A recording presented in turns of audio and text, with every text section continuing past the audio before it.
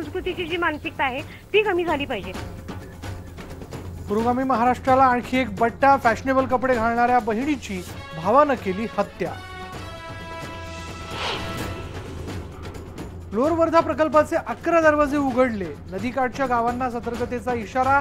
नदीला पूर आल्यानं रात्रीपासून वाहतूक ठप्प। कसा होतो कृत्रिम पावसाचा प्रयोग, आयबीएन लोकमतकडे एक्सक्लुझिव्ह दृश्य। मराठवाड्यात आज पार पडला प्रयोग। मनसेचे तालुकाध्यक्ष मंगेश वाळुंज यांच्या हत्येच्या निषेधार्थ आज मनसेचा मावळ बंद, शहरी भागात चांगला प्रतिसाद। शरण आलेल्या माओवाद्यांना पुन्हा जगण्यासाठी संधी मिळावी यासाठी पुढाकार पुण्यातल्या आदर्श मित्र मंडळाच्या सहकार्यानं राबवला जातोय अग्निपंख उपक्रम।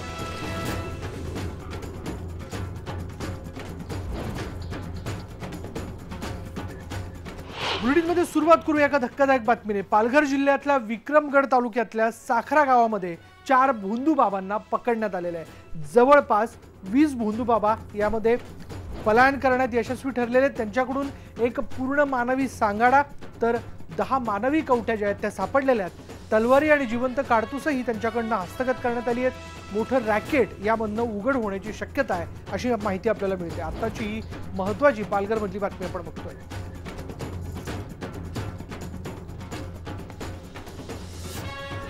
पालघर जिल्ह्यातल्या विक्रमगड तालुक्यातल्या साखरा गावात 4 भोंदू बाबांना पकडण्यात आलेलं आहे। तर जवळपास हे सगळं अटक सत्र सुरू असताना 20 भोंदू बाबा जे ते पलायन करण्यात यशस्वी ठरलेत।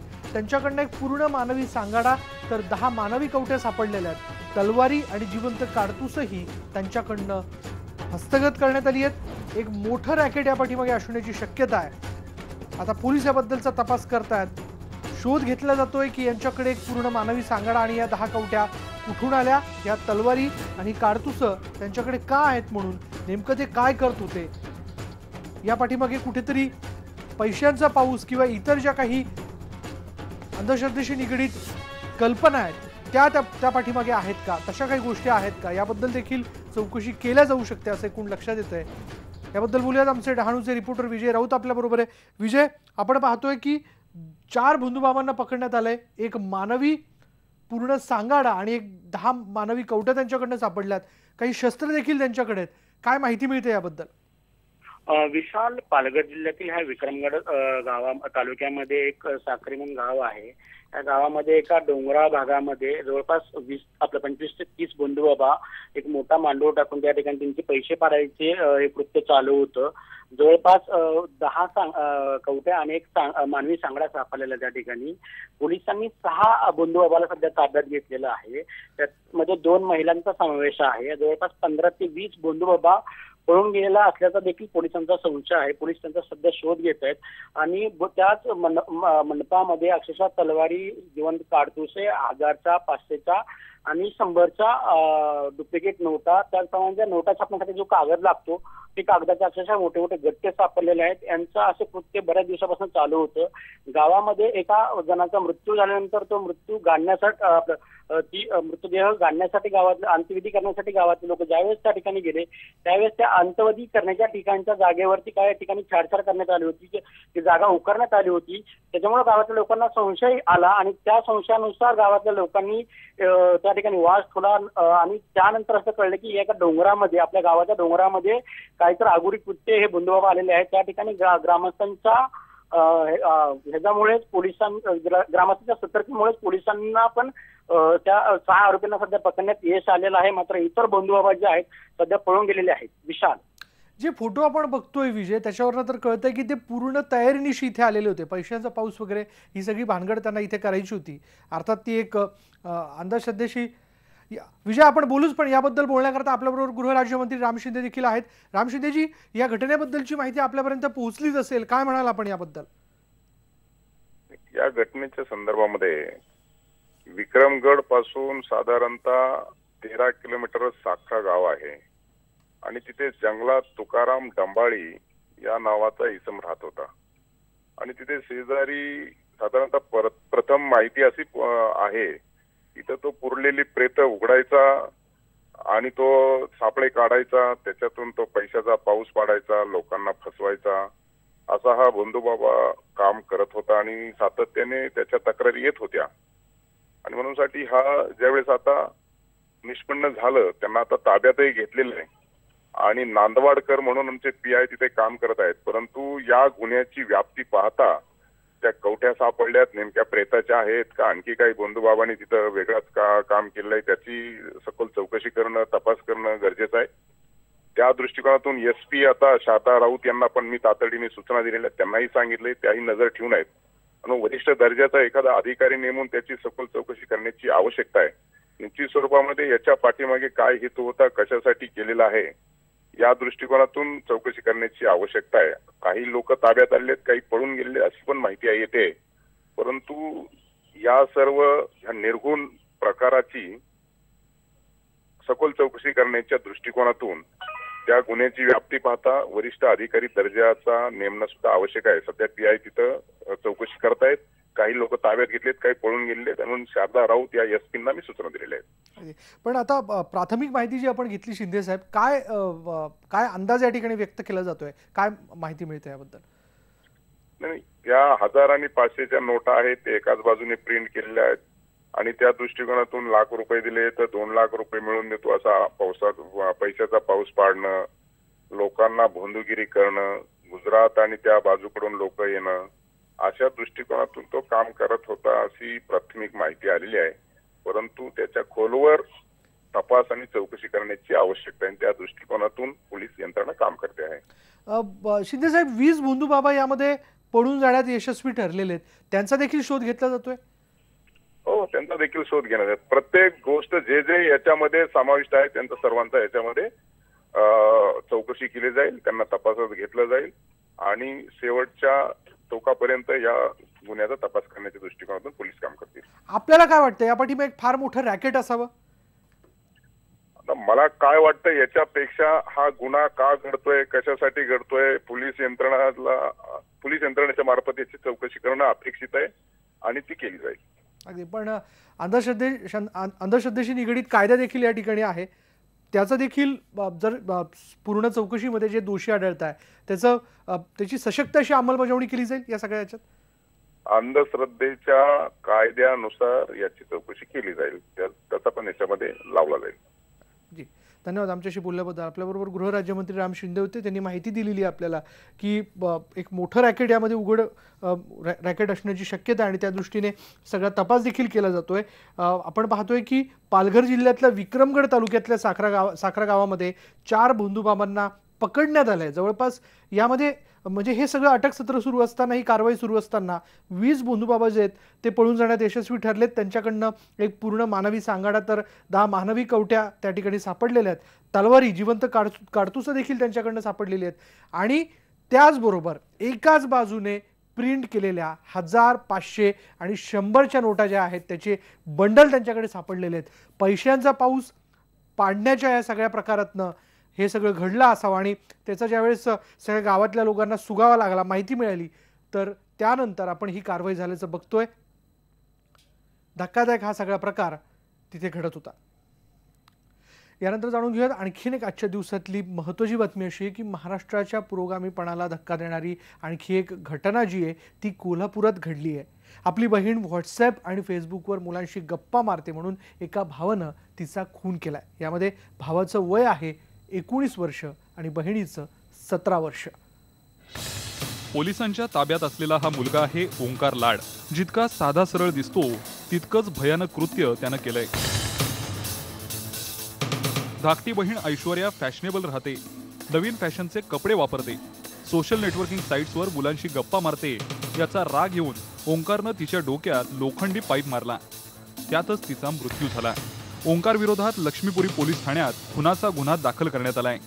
तिच्या चरित्रावर तो संशय घेत असे व कॉलेजच्या कॅन्टीनमध्ये तू मुलासोबत बोलते, त्यांच्यासोबत व्हॉट्सअपवर फेसबुकवर चॅटिंग करते म्हणून तिच्या आणि भावामध्ये भांडणं होत होती.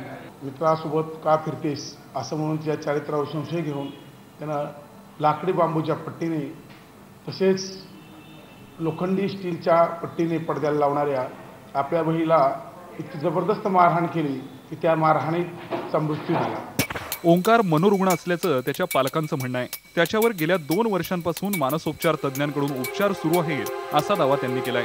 मात्र पोलिसांना हा दावा तितकासा पटत नाहीये. आणि आम्ही तपासणी करत आहे की ते खरोखर मानसिक रुग्ण आहे किंवा त्यांना बचवण्याचा प्रयत्न करणारे माणूस प्रयत्न करतात. कारण मी ज्या पद्धतीमध्ये त्या मुलासोबत बोललो, मला ते फार जास्त मानसिक रुग्ण वाटत नाही. मनामध्ये काहीतरी इन्फिरिटी कॉम्प्लेक्स पण आहे.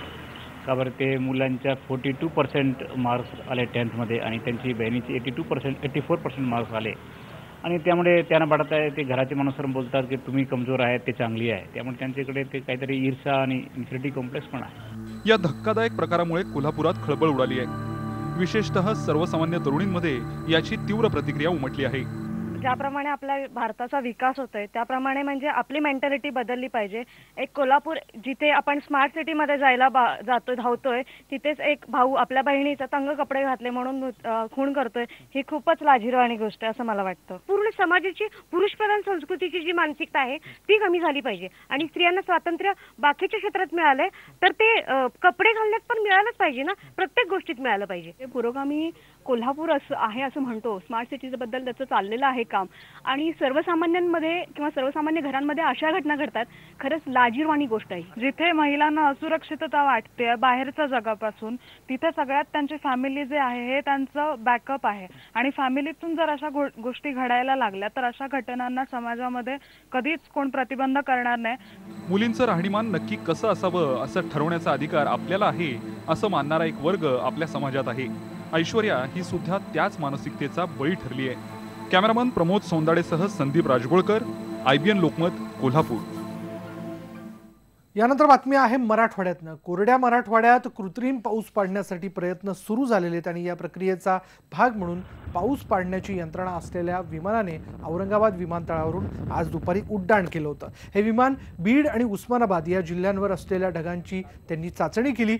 राज्याचे महसूल मंत्री, पाणीपुरवठा मंत्री आणि विधानसभा अध्यक्षांनी कृत्रिम पाऊस पाडणाऱ्या विमानाची पाहणी केली. आजपासून खऱ्या अर्थानं कृत्रिम पावसाच्या मोहिमेला सुरुवात झाली आहे. एकनाथ खडसेंनी स्वतः या विमानात बसून प्रत्यक्ष पाहणी केली आहे. खडसे या विमानातून लातूरपर्यंत गेले होते आणि यावेळी पाऊस पाडण्याची प्रक्रिया कशी चालते याचा त्यांनी अनुभव घेतला. मराठवाड्यात ऑगस्ट महिन्याच्या पहिल्या आठवड्यामध्ये कृत्रिम पाऊस पाडण्याचा निर्णय घेण्यात आला. विभागीय आयुक्त कार्यालयाच्या इमारतीवर सी बँड डॉपलर रडार यंत्रणा बसवण्यात येणार असल्याने कृत्रिम पावसासाठी राज्याचं केंद्र औरंगाबाद हेच राहणार आहे आणि या प्रयोगासाठी 27 कोटी रुपये खर्च येणार आहे. येत्या 8 ते 10 दिवसांमध्ये रडार बसवण्यात येईल. 5 किलोमीटर के हाइट में जो क्लाउड थे उनको क्लाउड सीडिंग किया और वहाँ से काफ़ी रेनफॉल मिला है. आज क्या क्या होगा? आज हमारा प्लान है कि हम लातूर सेक्टर में जाएंगे. लातूर के आसपास के एरिया में होशंगाबाद, लातूर, जहाँ की रेनफॉल अभी कम है और उस एरिया को हम ध्यान में रखते हुए आज प्लान वो बनाया है. कृत्रिम पावसाचा हा प्रयोग पूर्ण झाल्यानंतर हे विमान लातूर विमानतळावर उतरलं. तिथे एकनाथ खडसेंनी कृत्रिम पावसाच्या प्रयोगासाठी सविस्तर जी काही प्रक्रिया झालेली आहे त्याची माहिती देखील दिली. साधारणतः 27 कोटी रुपये या प्रकल्पासाठी मंजूर झाले असून 100 तास या माध्यमातून हा प्रयोग करण्यात येणार आहे. तसंच ज्या कंपनीला हे टेंडर देण्यात आले त्या कंपनीनं 100 तास अधिक आणि मोफत हा प्रयोग करण्याची तयारी दाखवली असल्याचं देखील खडसे यांनी सांगितलं. आजही लातूर जिल्ह्यामध्ये आणि उस्मानाबाद या 2 जिल्ह्यांमध्ये, बीडचा एक भाग, या तिन्ही ठिकाणी आम्ही हा प्रयोग करतो आहे. एकंदरीत साधारणतः 5 ml पाऊस पडला तर पिकांना पोषक असू शकतो असं कृषी खात्याच्या माध्यमातून बोललं जातं, म्हणजे सांगितलं जातं. या ठिकाणी साधारण 5 mlच्या वर पाऊस पडल्यामुळे पिकांना काही प्रमाणामध्ये चालना मिळू शकेल. क्लाउड सीडिंग कर रहे हैं अभी. इंडिया में बहुत लोगों ने नहीं किया, हम पहली बार कर रहे हैं यहाँ पर. और हमारे साथ टीम है जो वेदर मॉडिफिकेशन है, जो 50 साल का एक्सपीरियंस है उनके पास. तो बस उनका सहायता के साथ हम लोग क्लाउड सीडिंग करने वाले हैं. क्या सिस्टम बिठाई गई है और कैसी बारिश होने की संभावना है इसमें? इसमें बारिश होता है, कोई परसेंटेज डिफाइन नहीं होता, ठीक है, पर बिल्कुल बारिश गिरता है. अगर ठीक तरह से क्लाउड सीडिंग किया जाए तो बारिश गिरता है और काफ़ी ज़्यादा गिर सकता है. तो ये काफ़ी ज़्यादा एडवांटेजेस है अलग अलग सिटीज़ के. जो नॉर्मल परसेंटेज होता है उससे डेफिनेटली ज़्यादा बढ़ा. यानंतर इथे वेळ झाली एका ब्रेकची. ब्रेक घेऊयात. पहा फक्त IBN लोकमत.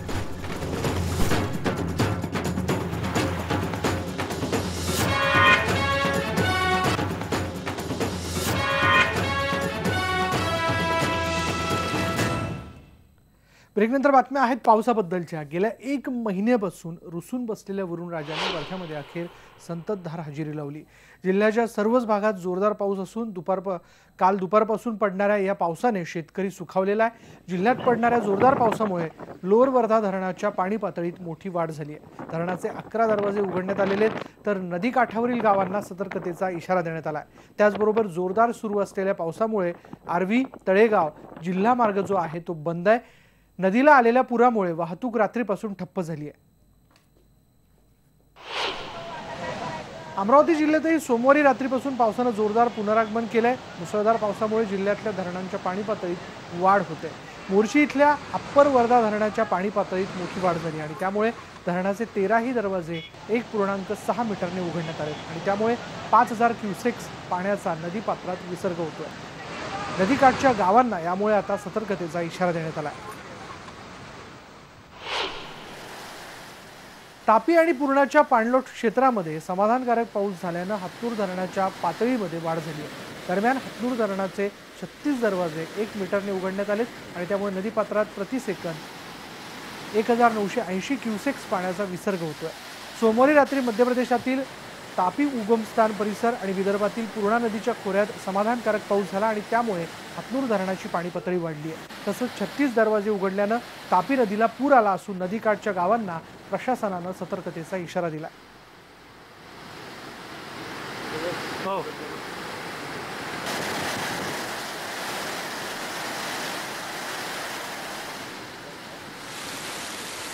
गेल्या 2 महिन्यांपासून शेतकऱ्यांसह सर्वांना ओढ लागली होती. तो पाऊस रात्रीपासून बीड जिल्ह्यात दाखल झालाय. शासनानं ऑगस्टमध्ये वेळ पडल्यास कृत्रिम पाऊस पाडू असं जाहीर केलं होतं आणि त्यानुसार बीड जिल्ह्यातील शिरूर, देवराई आणि बीड तालुक्यातील काही गावांवर हा प्रयोग करण्यात आला आणि तो यशस्वी झाल्याचं जिल्हा प्रशासनाकडून सांगण्यात आलं. आज सकाळपर्यंत बीड जिल्ह्यात 10 मिलीमीटर पाऊस झाला असल्याची नोंद झाली आहे. रात्रीपासून पडणारा हा जो पाऊस आहे हा भीज पाऊस असून त्यामुळे पिकांना नक्कीच जीवदान मिळतंय. असाच पाऊस 2 ते 3 दिवस पडला तर पाणी पातळीत वाढ होईल, परंतु मोठा चांगला पाऊस झाला तर नक्की पिण्याच्या पाण्याचा प्रश्न मिटणार आहे.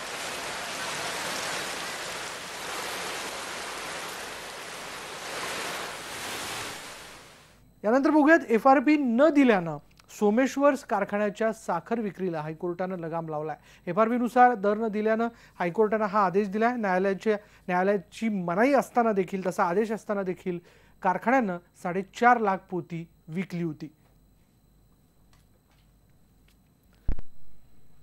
या घडामोडीनंतर गावाकडच्या बातम्यांमध्ये इथे वेळ झाली का ब्रेकची. पहा फक्त IBN लोकमत.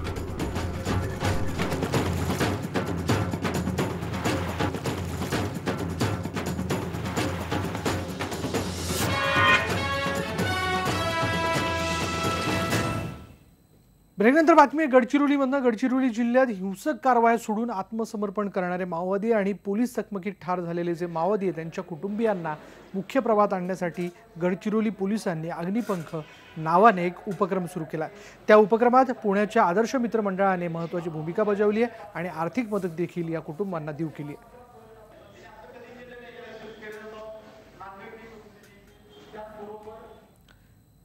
यानंतर गावाकडच्या बातम्यांमध्ये इथेच थांबणार आहोत. पहा फक्त IBN लोकमत.